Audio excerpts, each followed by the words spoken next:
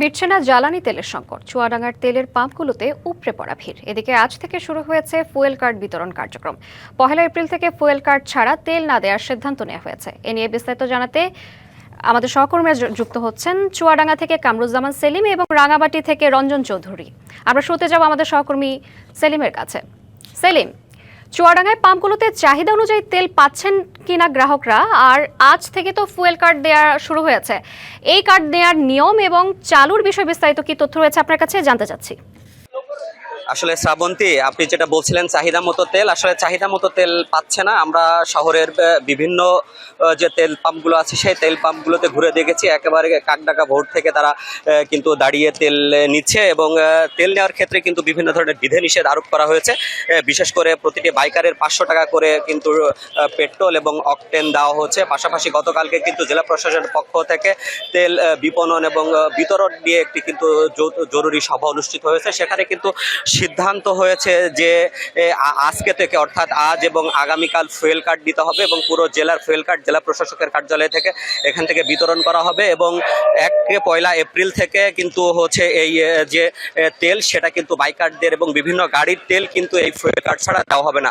Fuel card দেওয়ার কিন্তু বিভিন্ন ধরনের বাধ্যবাধকতা রয়েছে। বিশেষ করে যারা বাইকার রয়েছে তারা কিন্তু প্রথমে কিন্তু পাসপোর্ট সাইজের ছবি, ভোটার আইডি কার্ড, গাড়ির রেজিস্ট্রেশন নাম্বার এবং ড্রাইভিং লাইসেন্স, হেলমেট ছাড়া কিন্তু তারা এই গাড়ির যে কার্ড সেটি নিতে পারবে না। ইতিমধ্যেই কিন্তু জেলা প্রশাসনের একটি ভিজিলেন্স টিম গঠন করা হয়েছে। অতিরিক্ত জেলা প্রশাসক বিএম তারিকুজ্জামান, তার নেতৃত্বে কিন্তু একটি ভিজিলেন্স টিম গঠন করা হয়েছে। আমরা বিএম তারিকুজ্জামানের সাথে একটু কথা বলতে চাই।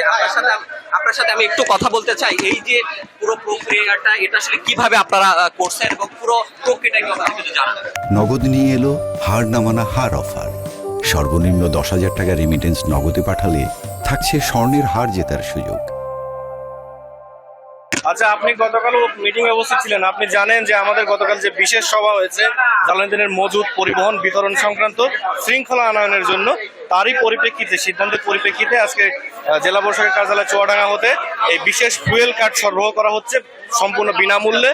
এটি দেওয়ার মূল উদ্দেশ্যই হচ্ছে যে এই জ্বালানি তেলের যে সংকট, যে কৃত্রিম সংকট একটা বলা হচ্ছে, কোনো ধরনের সংকট নাই, তো সেখানে আমরা যেন শৃঙ্খলা আনয়ন করতে পারি, পরিবহন, বিতরণ এবং বিক্রয়ের ক্ষেত্রে শৃঙ্খলা আনয়ন করতে পারি, এটাই আমাদের মূল উদ্দেশ্য এই কার্ড বিতরণের ক্ষেত্রে। আপনাকে অসংখ্য ধন্যবাদ শ্রাবন্তী। আসলে শুনছিলেন কিন্তু তিনি যে ভিজিলেন্সের প্রধান অতিরিক্ত জেলা প্রশাসক বিএম তারিকুজ্জামান।